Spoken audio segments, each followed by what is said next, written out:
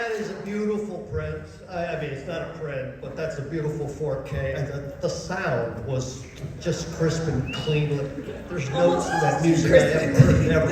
So, amazing. Well, thank you both so much for joining us tonight. It's such a treat. I just want to kick things off. Obviously, we are celebrating the 40th anniversary tonight of this film.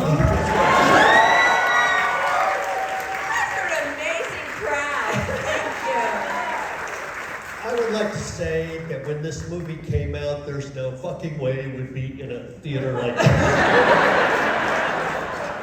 But here we are. I'm curious, Jeffrey, I know you come from a theater background, and this, you came from daytime soaps, and next, you're laying on a metal table, nude, with a severed head trying to go down on you. And so I'm curious, this was so early in career for you guys. Like, were you fans of horror before doing this film? Sure, when I was a kid, I remember reading, the amount of movies that you could see was really quite limited compared to like now, right? But like TV and Saturday matinees, there were a lot of horror movies. I had eerie magazines that I would read, Famous Monsters, so I had that stuff. Yeah, sure, I was fascinated with it.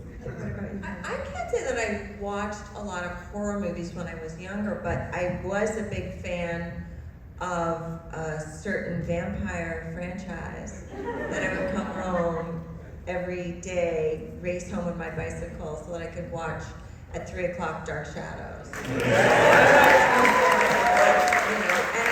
I kind of feel like horror grew on me over the years because we did Re-Animator, and then we did From Beyond, and we did, Castle Ridiculous.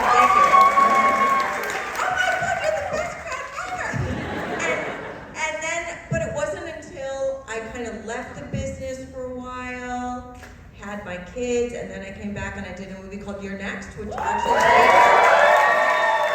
came here at South by Southwest many years ago, that I went, oh, these are my people. I love these people. And then I went, I really want to work again because motherhood is really hard and acting is really fun. So I just kind of recommitted myself to my career. I love that. Well, horror loves you back. Thank you. I'm curious, what was that like when you first, read about your roles, what you thought of these characters and making such a shift in your career? Well, my memory is that we didn't have scripts. We had sides. Like you have an audition and they kind of give you a synopsis of the story and then just concentrate on these scenes, right? And I had an audition with first of all, I was doing a play and a casting director saw me in that play. I don't know who invited him, but there he was, and he said, you might be right for something I'm casting. And I went, yeah, right, Hollywood, yeah. But came through, and I went in and I met Stuart Gordon. And first thing I remembered is, first of all, it's summertime, and why is this guy wearing a sweater? It's like 88 degrees out in LA. Well, he's from Chicago, so, he was in Chicago mode, I guess. And, we kind of got along. He said, this is based on Lovecraft. I bullshitted, went, oh, yeah, sure. And I got a call back. And I was paired up with this tall guy, David Gale, and we did the basement scene where he comes down and, well, you've got all this equipment, and, that's the scene we did. Next thing I knew, I was cast. What was your first impression of this very complex character? Honestly, my first impression was, Jesus Christ, the bloodiest thing I've ever read. And, wow. But I hadn't done much film, and I just said, take this opportunity to learn, to be on a set for 3 weeks and learn what a set is like and all of the different departments and how things are done. I thought I would just do that because, you know, no one's gonna fucking see this movie. Barbara, how about you for some questions? That was so wrong. Look at them all. I know.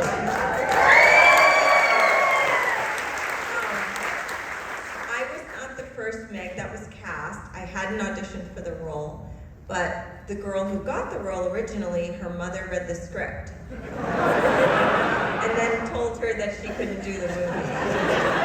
And so they had another casting session, and I was brought in, and Jeffrey was there, and I didn't know that he already had the role, but I also got paired with Bruce Abbott and a few other people. There were many potential Megs and Dan's there, and we were kind of all reading together, and I guess it was like 3 hours or something. I felt like we were there for a really long time, and Stuart would have us read a scene, and then he'd give us some direction and say, okay, go out and in the hallway and work on it, and then come back in. And so we do that, and then, you know, little by little, people started to be pared down until finally it was just us 3 left. And I've told this story before, but Jeffrey never tires of hearing it. I always say, I remember thinking, wow, that Jeffrey Combs is so good. I hope he gets the part. But I didn't know that he already had the part, and it was really that they were reading us for chemistry with him. You're right, I never get tired of hearing No, it. so why not? You're amazing in the movie, and I always say this. So I are you, mean, Laura. you know, but the movie is a really good film, and it's really good for a lot of reasons. But the main reason, I think, is your characterization.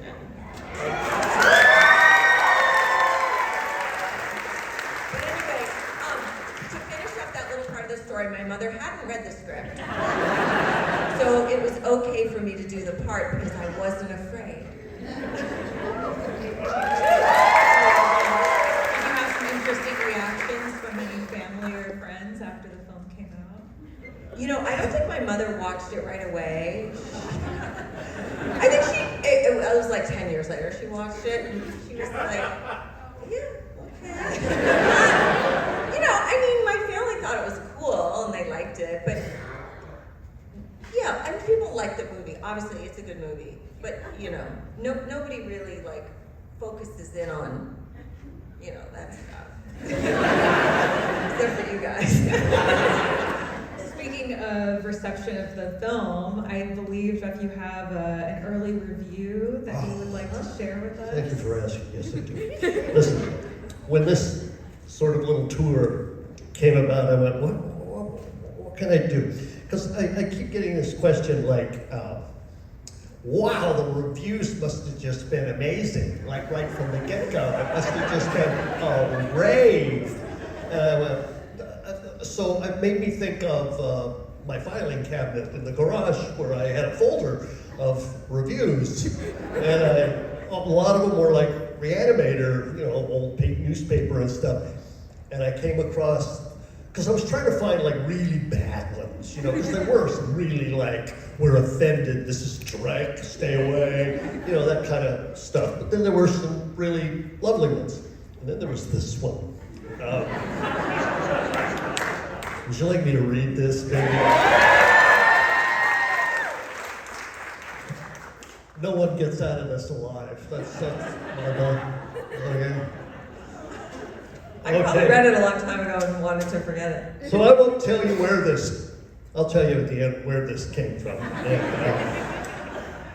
But this Re-Animator premiered at Cannes in a midnight showing. It wasn't in the, it was just kind of more like, let's rent a theater and we will show this movie and invite people. And so then it opened. It got really good response at Cannes, and then it got a... From Roger Ebert. Roger Ebert was there. Roger Ebert was at that... and Pauline Kael, if you remember her, really loved the movie. She was preeminent, but this is not Pauline Kael or Roger Ebert. I'll tell you where this was from and who. Well, I'll tell you who. A guy named Ralph Novak. Anybody heard of him? Yeah, exactly. Okay. So this is what Ralph wrote. The Cannes Film Festival has gotten excited about some pretty weird things in its time, but none odder than this gore-mongering chiller, really? Which was unofficially named Best Science Fiction Film of this year's extravaganza. Science fiction. Not quite. You know, Captain, we have a ship on the screen. That's science fiction, you know. Anyway. Okay, as movies about severed heads living independent lives go, this is the greatest of all time. Yeah. Now he gets snarky. The lighting and photography are exceptionally good for this sort of movie. Jesus. Which is to say that the lights are on and the camera is in focus. That is really unfair because Mac Allberg is a great director of photography, and so the lights are on and the camera. Yeah, just anyway. Director Stuart Gordon, here we go. An alumnus of Chicago's innovative organic theater. Okay, wait. An alumnus implies that he was a student there or something. He was the fucking artistic director. He started the thing. He's an alumnus of Chicago's innovative organic theater. Stuart Gordon obviously has a sense of style to go along with his abysmal lack of restraint. Yeah, that's kind of true, though. The cast is bright and witty enough. Oh, fuck you. Enough. You had to put the enough in, you know. Especially Jeffrey Combs as a mad young scientist working on a serum that can revive the dead. And David Gale as a mad old scientist who learns about the serum and thereupon loses his composure and his head in rapid succession. This guy is such a jerk. At one point, Combs scoffs at Gale. Join us on Joe. You're a talking head. Who will listen to you? Okay, let's talk about that. That is not the line. You know, this guy better not write a script because he doesn't know how to write dialogue. The actual line is, who's going to believe a talking head got a job in a side job? That's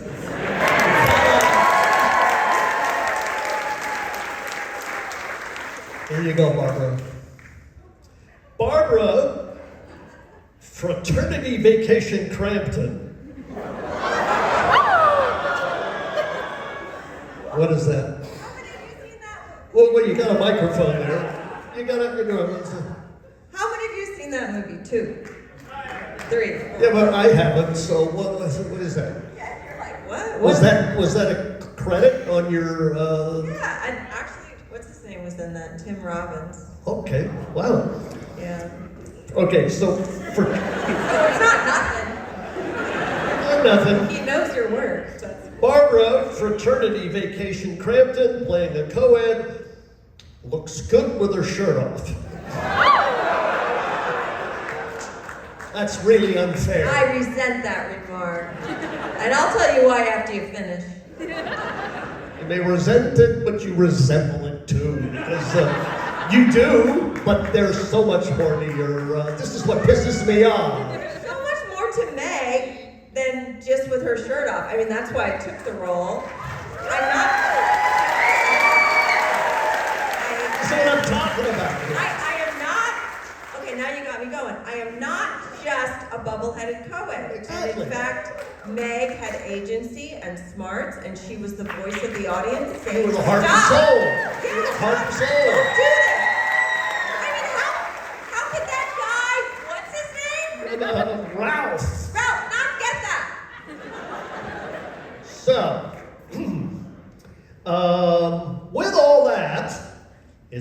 hard to admit to actually liking a film in which one character ends up being strangled by the intestinal tract of another, and skulls are crushed with monotonous frequency. This one I have a problem with.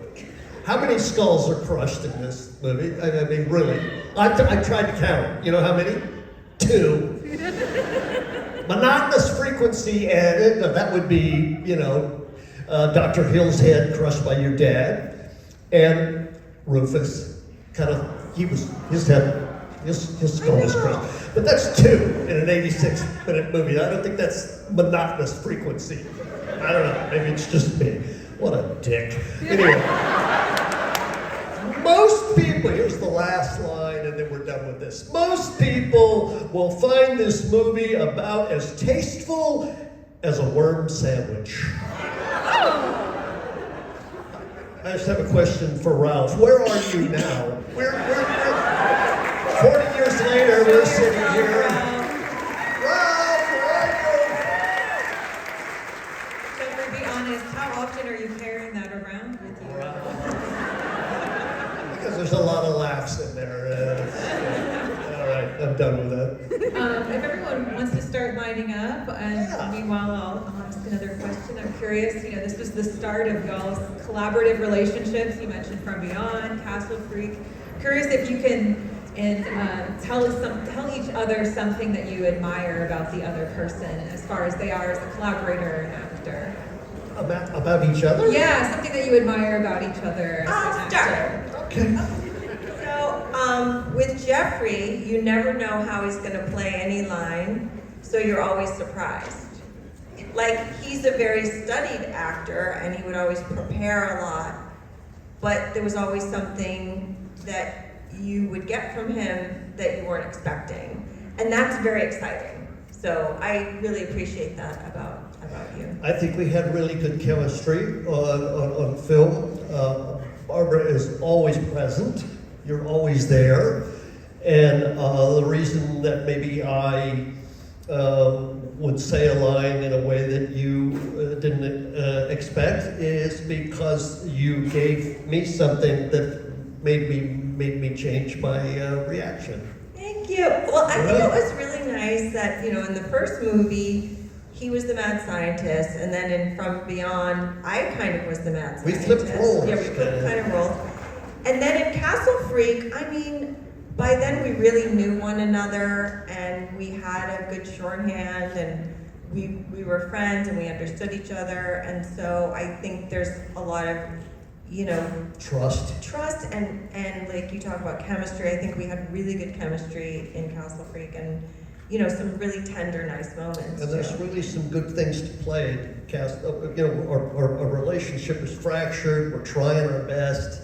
It's not going well. It's really hard, and I think people can relate to that kind of. Boy, they're trying, but it's there's a lot of issues. A lot of tragedy. I was always amazed you did go to Italy with me after I don't know, blinded our daughter and killed our son. I don't know why I went either. I kept asking Stuart, really? She would do that? We were trying to get our life on track. How could we get our life on track after that? We didn't. Anyway. And then the Giorgio was in the basement. There was that little thing that happened, and it was just not good. Anyway. Well, let's take it to the audience. Let's start over here. Okay, hello. So, Barbara, you touched on the awesomeness of her character. I feel like she existed in a world where every man was trying to take away her agency in a different way. So I wanted to ask about that, if you wanted to expand on just the iconic patron saint of misandry that she became. Well, I don't think every man was trying to take an agency. I think Dan Kane adored her and loved her with all of his heart. No, I think there is, yes, that's very true. He wasn't. But there, at every turn, I hate, That's sort of a feminist take on it, that, you know, every guy in the film was trying to control me in some sort of way, you know? Especially you. I don't know. I think Dr. Hill may have. And Dr. Hill. But I mean, Dr. Hill was, you know, there was a whole subplot of the movie where he really was like a Svengali and trying to control everyone. And they sort of cut that out because but there was hints of it in the film. And you see that he was trying, you know, he wanted me to be his or whatever. I was an annoyance to you and you wanted to get rid of me, your character, not you. Because I know you love me. But, you know, and my father, you know, didn't like what was going on, so he's gonna tell my boyfriend that he can't be at school anymore. And I don't know, it's like, do you feel that today in your own life, women or people in general, that people are always trying to tell you what to do and what you should do and what you should think? And they're always trying to take away your willpower and your agency, you know? And a psychiatrist once said to me, when you love someone, you want to do their will. This is getting deeper than the movie, but it's a life lesson. If you love somebody, you want to do their will. You want to, you know, do what they want to do. And that's something, you know, probably the people in this movie should have thought about a little bit more. Because then maybe I would have survived. Yeah, but I think there's some truth to what you're saying. Thank you. How about over here? Hi. Okay. My question is, what is your favorite piece of fan merch you've seen or been given? And this guy, little squeaks. I think it's that, probably. Favorite fan work that we've been giving. We are given a lot of We stuff. are. There are some drawings that people have given me that were truly spectacular and I kept and put away. I actually have a shoebox somewhere with a lot of little things that I just put them in there. Someday they'll be in a museum or something. Yeah, I would agree with you. I think it's like some people have made things, like they'll make like a, you know, a Meg sock puppet or something like that, Wait, or they'll crochet a something. Meg sock Puppet. puppet? Yeah, like things like yeah, exactly. But I think it is the drawings that are the nicest. And also, I don't know if you guys have seen the 40th anniversary poster that we were selling at conventions. I talked about it on social media a little bit. Anyway, I really like that depiction of art, even though it wasn't really from a fan. It's from this artist named Maddie Ryan Tobin. And you know, one of the things that Jeffrey and I and Bruce discussed was that, you know, Dan Kane isn't portrayed in a lot of the memorabilia and things from the movie, but he, you know, I mean, people say I'm the heart of the movie, but he's really the heart of the movie too. Maybe even more, I don't know. He had the hardest role. He had the hardest playing this straight guy, you know. Just the guy that... Not the straight guy, but this, you know, but somebody, you know, it's harder to play it's harder to play a role where, you know, you're kind of the average Joe or whatever, and play it with conviction and love and keeping it interesting and with sincerity and vulnerability. I mean, his last line in this movie is, "I love you." Yeah. He did, okay, little fun fact.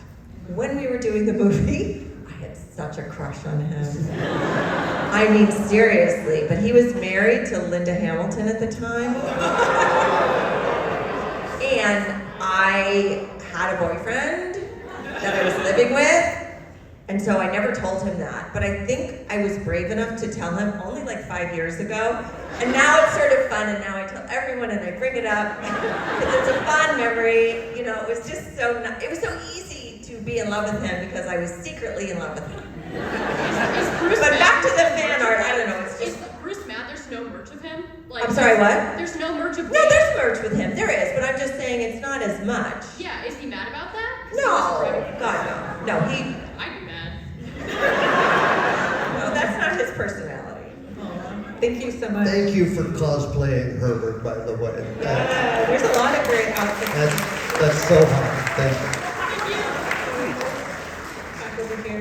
Hi, Jeffrey. Hi, Barbara. Big fans. Thank you for being here. We love you and appreciate you. My question is, so as you're going through your career and you make a lot of horror films, I have a 6-year-old son, and when he was younger, he asked me, "Mommy, what's Sweeney Todd about?" And I said, What? Sweeney Todd, what's Sweeney Todd about? And I said, oh, it's about someone that gives people really bad haircuts. Because I'm not going to tell my 4-year-old son about throat slitting and all that. But in your careers, how much of your horror life did you share with your family, with your children? Like, how did you kind of approach that, if any? And this is for both of you. Yeah, I waited on that one. I didn't, hey, look at Daddy. Look what he's done here. I have 2 daughters, and those DVDs were not invisible particularly, so I kind of gave them a childhood. But they've grown to appreciate it. You know, it's better when they're older and they see it and go, wow, pretty good. But I don't think they would have grasped it, or it might have distorted them or something when they were younger. Although I have no control over what they do when they go over for a sleepover or something with. But anyway, it's you have to be careful with that. There's a certain age where it's like maybe not so wise to expose them to that stuff. Well, and obviously with me, there's probably an issue with my kids watching any of these movies too young, you know? And I think the first time my son, who's a little older than my daughter, was aware of From Beyond, one of his friends showed him a picture and said, "This is your mom." And my son was a little horrified. Let's be honest. I mean, come on. But he went, "Oh my God," and then somehow he got the picture and he brought it home and whatever. And my husband said, "Mom is playing a character. She's an actress. That's not really her.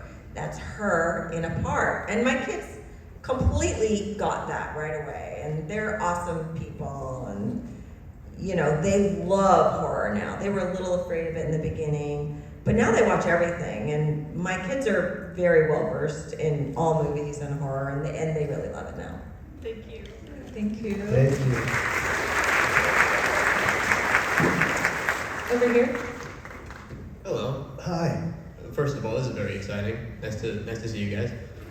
My question is on behalf of small and indie directors everywhere. If they were to make a new movie in the franchise, or reanimate the franchise, so to speak, would you guys be interested in being in that, or would you prefer if it were more of a soft reboot with newer actors? Oh yeah, I definitely want other people to play our parts. Sure, I want other people to get paid. Yeah, good.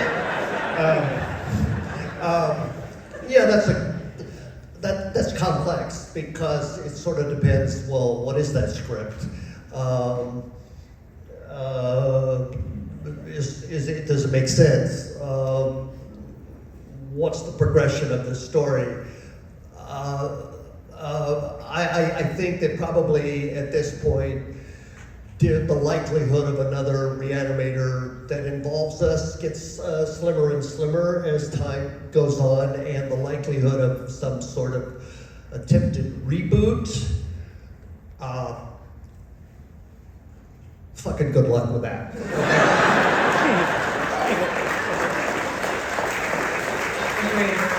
Well, take the luck rocking down. But I do think there's still a story here to tell. I don't think this story is finished yet. Yes. There've been a couple of sequels, but they're not. It's not resolved. I mean, I just imagine that Dan Kane is pretty pissed off at Herbert West, who's out there somewhere. He kind of destroyed his life, the trajectory of his entire existence, and so there's kind of some revenge that might be going on there that would drive a story, I think, and I wish Meg could come back in some way, shape, or form. Well, I should have come back in the second movie. I should have Yeah, been the Bride. second movie, there was But that's another story. That's another That's another story. story. But I love Kathleen Kinmont, but that's another story. But yes, through the years, we've been talking to different people about potentially doing something. We'll see if something happens, you know. Yeah, there's so. always talk and ebb and flow of this, and we just, at this point, we just kind of go, yeah, okay, you know, call me when it's real. Jeff, it sounds like you have an idea for a script though, so maybe it comes from Actually, I don't have an within the idea. house. Not really. I have an idea of what I think it should be, but it's along the lines of what he's saying, but, you know. Co-write a script. The fact of the matter is, there's what we think would work, and then what the industry, their algorithms are like, well, they have to be young, we need this, and we need, so it's like, oh, well, that's a whole other story, so how do we fit into that? So But I keep going back to Halloween, when they rebooted Halloween 2.0. Jamie Lee Curtis was the star of that movie, and that worked. yeah. I think She's as old as we are. Herbert's out there somewhere.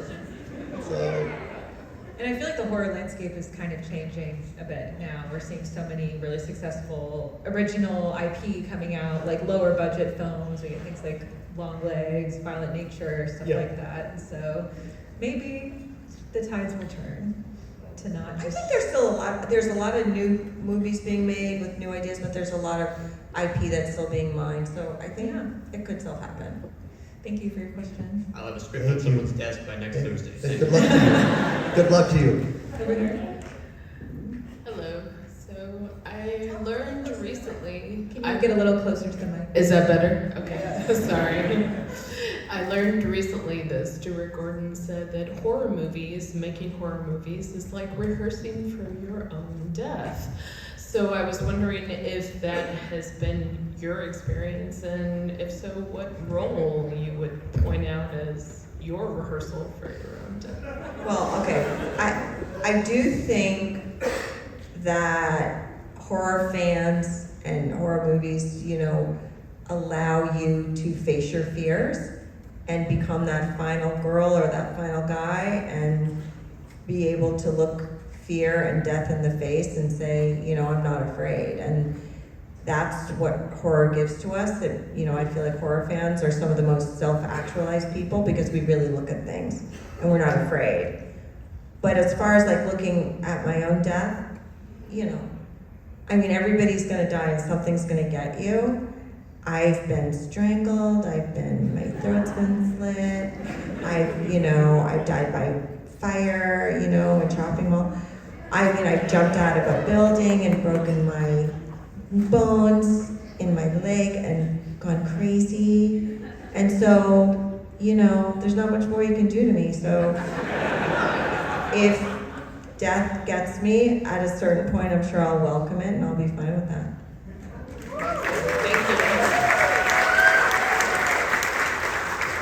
You know, Stuart was a really good friend of mine, and I think horror movies for him was a way of coping. When he was a young boy, maybe 10, he suddenly lost his father. He had a heart attack, and he was gone. And Stuart's world was just flipped upside down. And I think that he embraced fascination with horror and everything that goes with it as a coping mechanism to purge the trauma by facing it. And so we have a great director because of tragedy. And that's the way of the world. You make something out of tragedy. Thank you.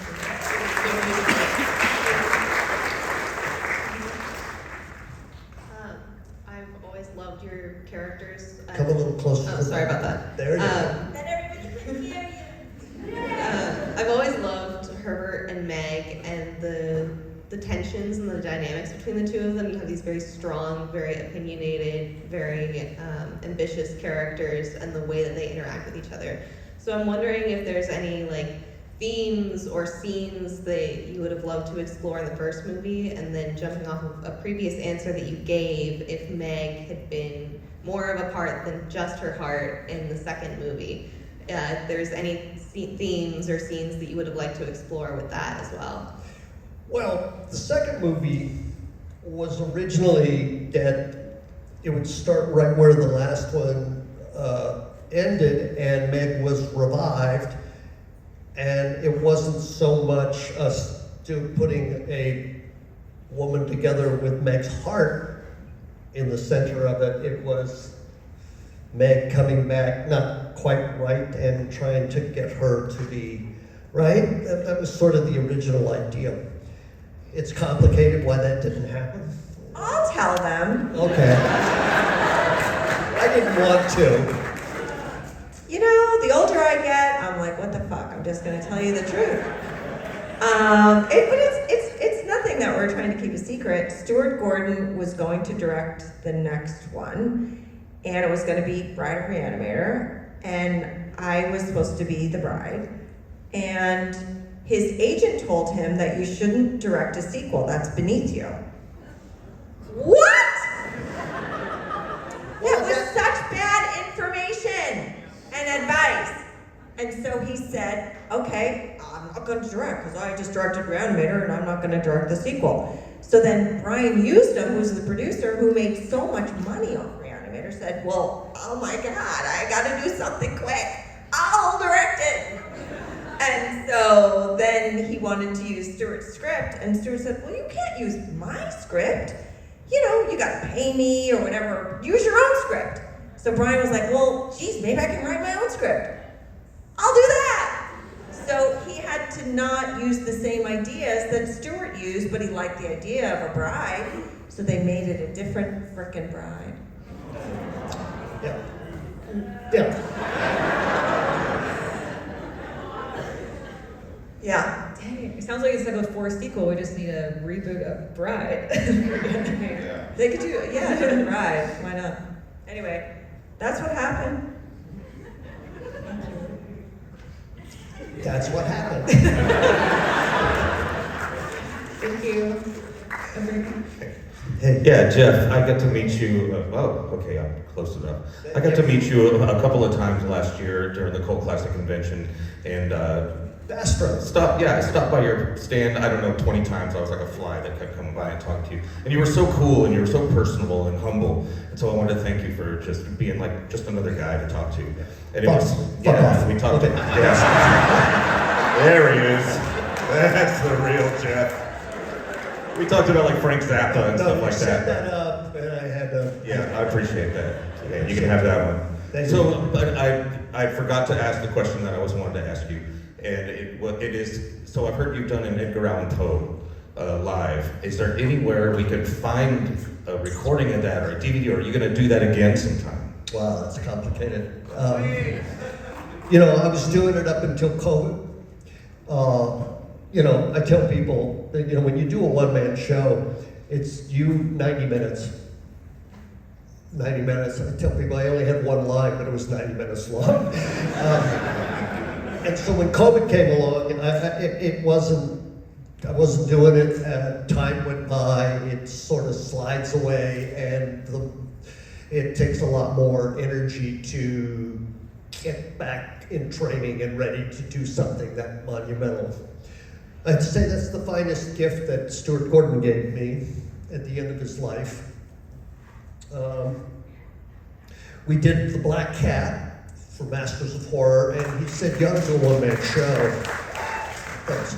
And I went, I'm not doing that. I'm lazy, that's too much work. But he kept asking me, just gently, very gently, and finally I went, okay, well, what would that be? And the next thing I knew, we had a theater, we had an opening night, we're gonna do this thing.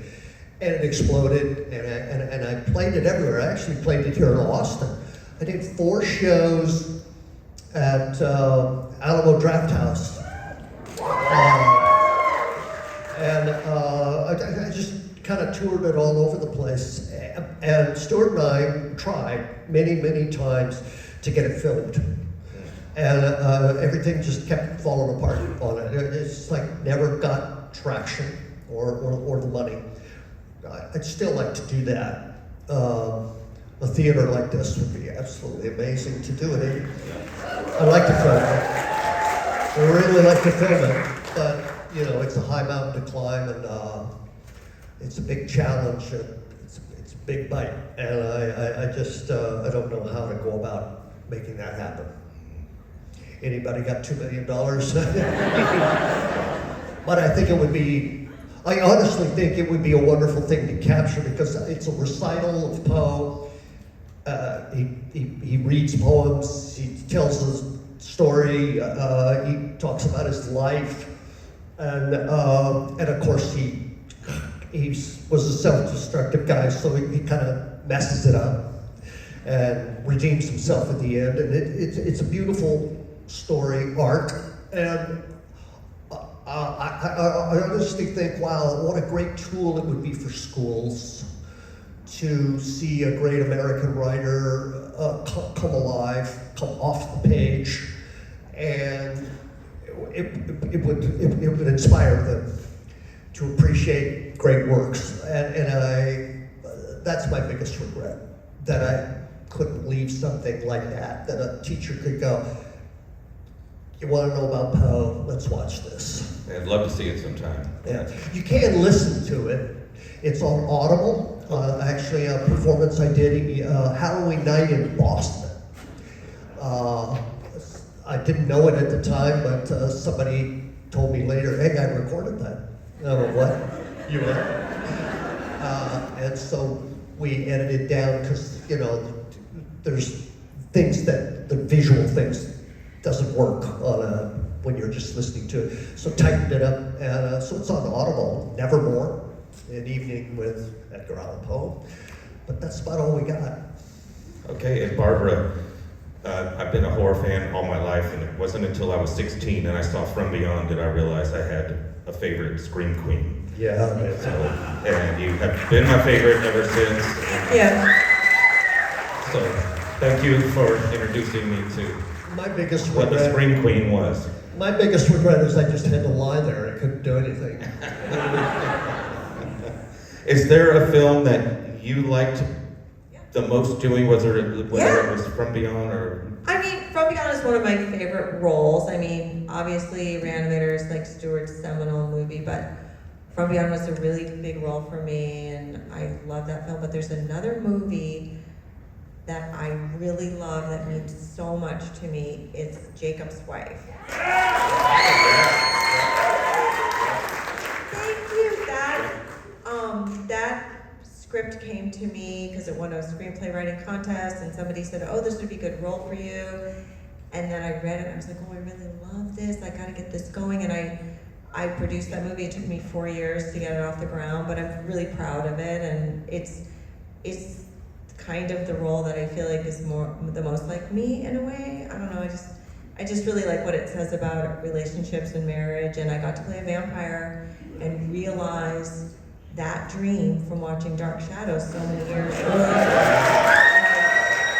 think that stuck in my brain when I was watching Dark Shadows. Like, I always wanted to play a classic character, and I got to play a vampire. So that's also very meaningful to me.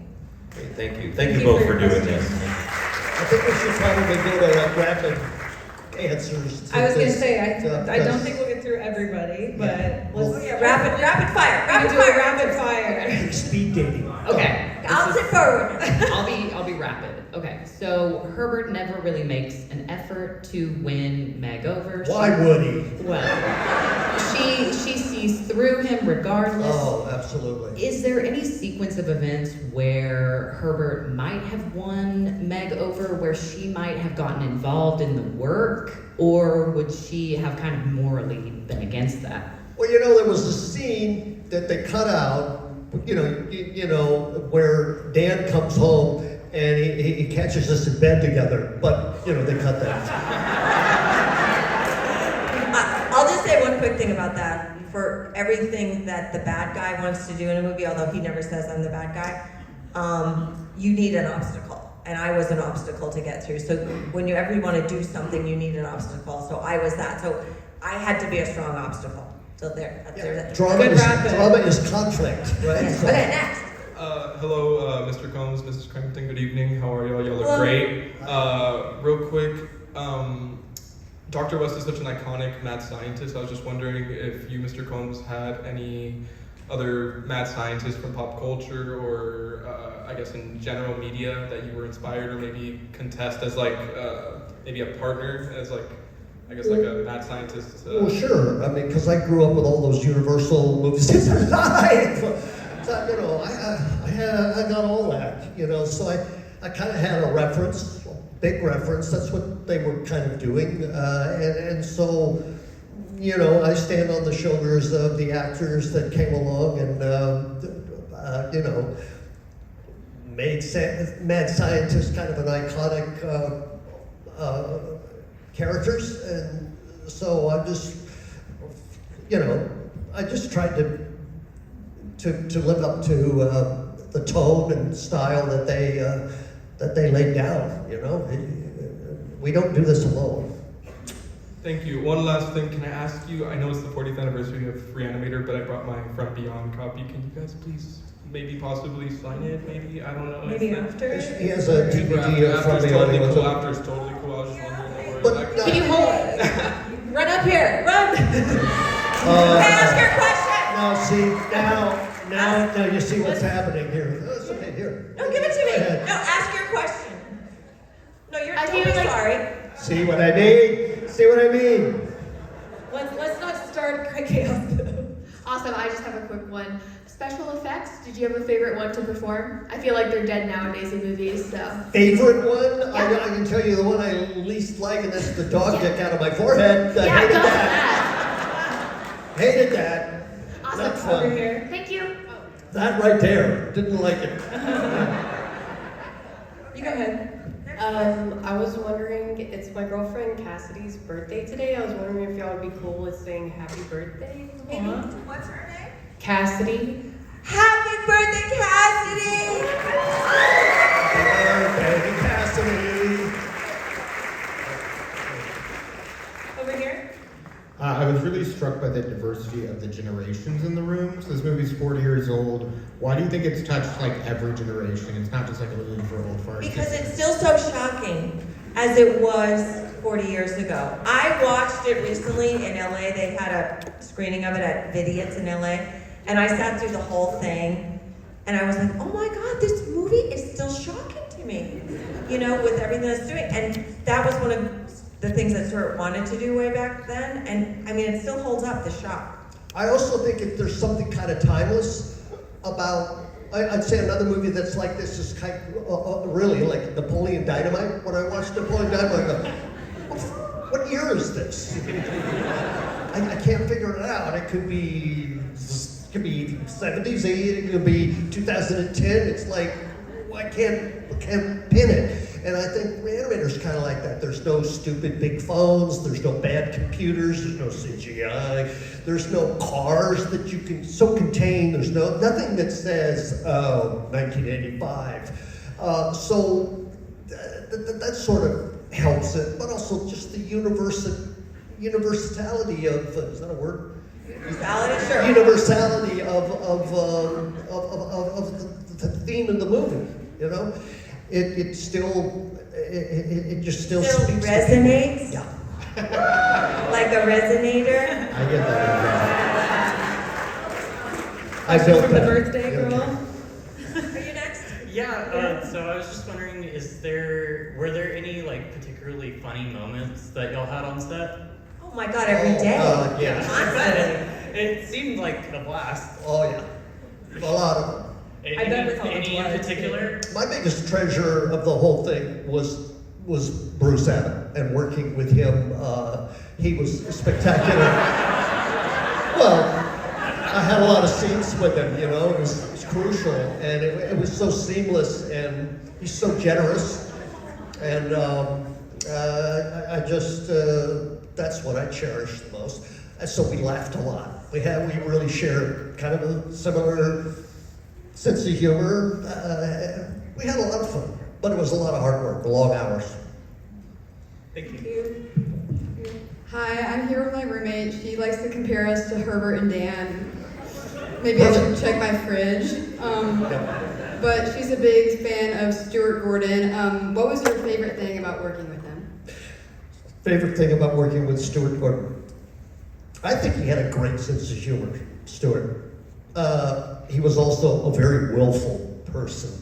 It was really hard to like have a discussion with him and like get him to see your point of view sometimes. It was like, but he was a sweetheart. He was a teddy bear, but he was also, you know, very tenacious. And you kind of have to be a director, you know? I agree. Thank you. Thank you so much for doing this. It's been a blast all around.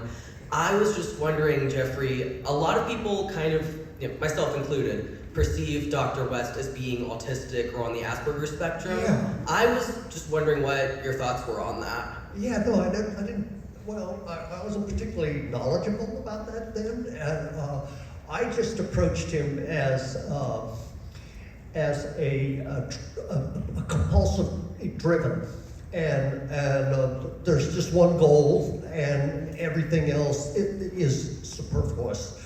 Get out of my way, I'm right, I'm superior, and I think he captivates people.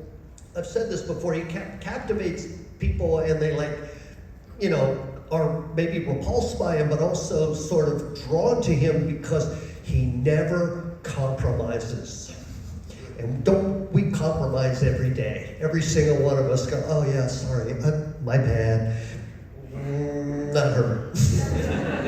And I think, so he sort of, you know, has a kind of power and a strength that people wish that they could emulate. So it's a fantasy, but you know, he's a fascinating guy, and I don't think he changes. That's the thing, he just doesn't change. He's just a bulldog, and manipulates, just does what needs to be done to get what he wants, which is to defeat death. But as far as your question is, like, he is, you know, autistic people usually are very smart about a few things, and you're brilliant, your character's brilliant, and also you're very myopic in how you see the world, and that's also an autistic trait. I just didn't have that terminology at that time. Sadly, we have time for only 2 more questions, so let's go over here. Hi, I was just wanting to ask, you had mentioned before From Beyond and how that's one of your favorites. I was just wondering what it was like to kind of switch roles, where like Barbara, you got to be more the mad scientist, and then Combs, you got to be a little bit more of the victim. What it was like kind of switching. God, you know, if I can speak for Jeffrey, I will. He really loved being in that makeup with the pineal gland. He really loved being, you know, slobbering around, eating the eyeballs out of people's eyes, you know, right? You love that. No. It was a great exercise to do that flip. It was very challenging for me. You know, after being the sort of driving force, I am suddenly kind of like Dan Kane. No, Herbert, you can't. You know, and I'm going, no, I don't want to go back there. It's a whole other set of tools as an actor and it's a lot harder role to play than to have all the snappy lines and drive a scene. When you're the victim, or you're being victimized, it's a much more vulnerable. Hello? So yeah. But I was told that I got that part in From Beyond because of the hell that they put me through in Re-Animator. And I was like, yeah! Bring it up! It really was one of my best roles ever. So, yeah. We've got our last question over here. Take us out. Okay, when I was young, those movies, along with other, 80s core things, D&D, Metallica, H.P. Lovecraft. Anyways, long story short, you were in a movie that I'm having trouble finding. It's called The Necronomicon. Do you think they'll ever get a Blu-ray treatment or a 4K or a re-release? Necronomicon, yeah. I almost, I don't know where you could get that, honestly. There you go. And Steam. Okay. I almost didn't do that because they asked me to play H.P. Lovecraft, and I went, whoa. I know enough about H.P. Lovecraft that I look nothing like him. I mean, the guy was like, 7'4", or I don't know how tall he was, but here I am. I got a little nose, and he's got are you nuts? But this is a lesson in film. It's like, yeah, but you're known for Lovecraft movies, ergo, people will want to see you as Lovecraft. Like, really? I'm not so sure.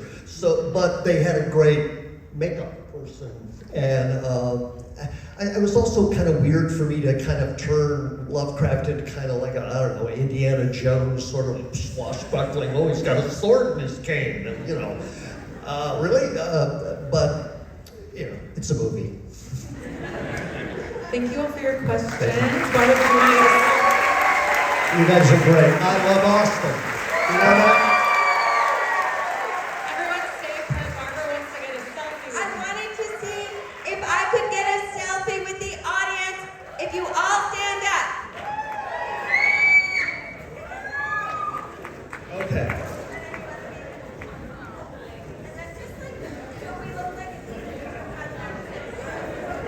Be really animated with your arms. Arms in the air.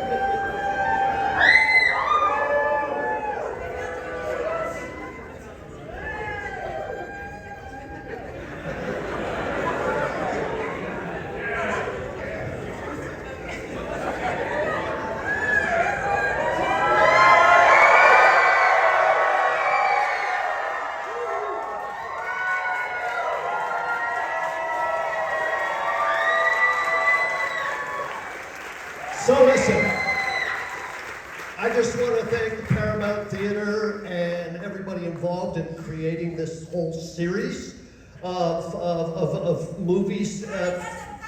Yes! So, I hope that we did a good job in launching this Halloween extravaganza for you.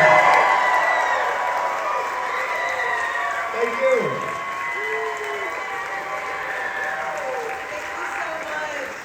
Appreciate you all.